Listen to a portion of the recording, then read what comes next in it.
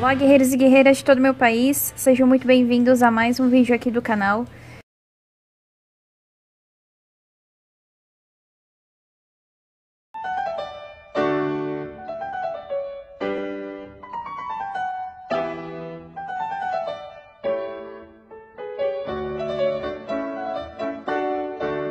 Olá a todos, sejam bem-vindos. Meses após o Marechal Deodoro da Fonseca enganar a própria mulher, burlar as recomendações médicas e levantar da cama, onde havia passado a madrugada daquele 15 de novembro febril, para proclamar a República Brasileira, o país já conhecia a primeira crítica articulada sobre o processo que havia removido a monarquia do poder em 1889, escrito pelo advogado paulistano Eduardo Prado. O livro Fatos da Ditadura Militar no Brasil, de 1890, argumentava que a proclamação da República no Brasil tinha sido uma cópia do modelo dos Estados Unidos aplicada a um contexto social e a um povo com características distintas. A monarquia, segundo ele, ainda era o modelo mais adequado para a sociedade que se tinha no país. Prado também foi o primeiro autor a considerar a proclamação da República um golpe de Estado ilegítimo aplicado pelos militares. Hoje, o tema ainda suscita debates, enquanto diversos historiadores apontam a importância da chegada da República ao Brasil, apesar de suas incoerências e dificuldades, um movimento que ganhou força nos últimos anos, principalmente nas redes sociais, ainda contesta.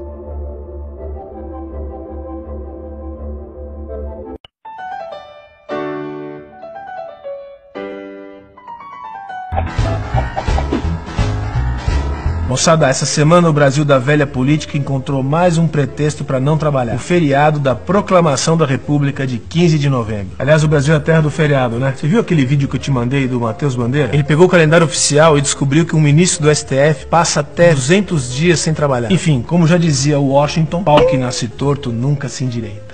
E esse verso fatalista parece marcar a trajetória da nossa república cambaleante. Para começo de conversa, república vem do latim e significa coisa pública, de interesse de todos os cidadãos. Mas você acha que a república no Brasil nasceu da mobilização popular? Que o povo do século XIX foi pras ruas, fez panelaço com frigideira de estanho? Nada. A república no Brasil nasceu de um golpe militar apoiado na truculência das armas. Aliás, vamos fazer um parênteses para esclarecer essa terminologia do golpe. O coup d'état, o putsch, golpe de Estado é a deposição ilegal de um governo constitucionalmente estabelecido, geralmente mediante ameaça ou violência. Impeachment não é golpe, pessoal. É um mecanismo político e jurídico previsto na nossa Constituição para afastar um presidente que comete crime de responsabilidade e que perdeu totalmente a governabilidade, diga-se de passagem. O golpe é misógino, o golpe é homofóbico, o golpe é racista. Moçada, vamos tirar o pão com mortadela dessa dieta? O Brasil não tem mais tempo para essa bobagem. Bom, como eu estava dizendo, a República no Brasil nasceu de um golpe militar, sem qualquer envolvimento do povo. O líder da conspiração, o Marechal Deodoro da Fonseca, era monarquista declarado e não queria depor Dom Pedro II. Olha a frase do Marechal sobre o imperador: é meu amigo, devo-lhe favores. Na verdade, a turma do Deodoro só queria afastar o Visconde de Ouro Preto, que era presidente do Conselho de Ministros. Então, sob a mira dos canhões no campo de Santana, ele foi deposto. Só que naquela mesma noite de 15 de novembro, chegou aos ouvidos do Marechal um boato que mudou o Brasil. No lugar do Visconde, o imperador nomearia o gaúcho Silveira Martins. O Marechal odiava esse sujeito, porque no passado eles disputaram o afeto de uma mesma donzela, e ele perdeu esse duelo amoroso. Foi assim, com o rancor de um coração partido, que o Marechal passou o seguinte recado: digam ao povo que a República está feita. Pessoal, essa frase demonstra como o povo era um mero espectador de todo esse processo. Aliás, queria recomendar uma leitura sobre os acontecimentos daquela época, Os Bestializados, do historiador José Murilo de Carvalho.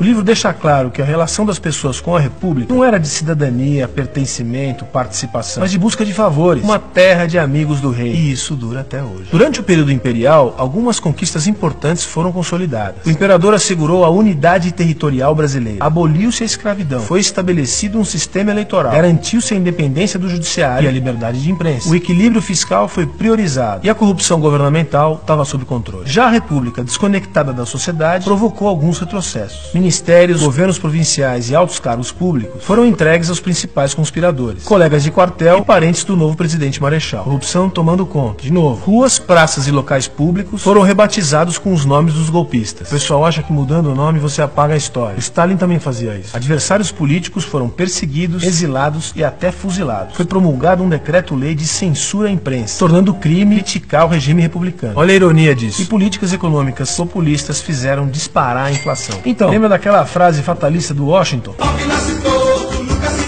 O sistema político brasileiro fez com que nos últimos 70 anos, só 4 presidentes eleitos diretamente pelo povo terminassem os seus mandatos. No Brasil, a República não se desenvolveu como um movimento democrático de reação à tirania. Pelo contrário, ela iniciou um ciclo de autoritarismo e intervencionismo que dura até hoje e que nunca incorporou verdadeiramente os valores da cidadania e da liberdade empreendedora. Resultado, 94% da população não se sente representada pelos seus políticos. Falta que essa turma permaneça no poder? Olha, enquanto a mudança não chega, a única república que merece os nossos parabéns é a República de Curitiba.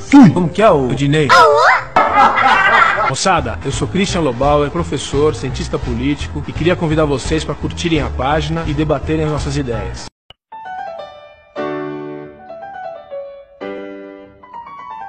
Não, a República foi uma palhaçada, desde o início. Ó, você vai lá no Rio de Janeiro, você olha o Paço Imperial, que é onde morava o imperador, e depois você vai olhar o Palácio do Catete. O Paço Imperial, o que é? Uma velha casa de fazenda, onde o imperador morava com toda a modéstia, sem gastar dinheiro público. Fizeram a República, daí os generais, não, vamos comprar um palácio, vamos ser os gostosões. Começaram a gastar dinheiro público, começou a corrupção desgraçada, que no Império não tinha, tá certo? E o Brasil caminhou de golpe em golpe, de revolução em revolução, e nunca mais estabilizou, não teve 5 anos seguidos de democracia e de ordem, meu Deus do céu.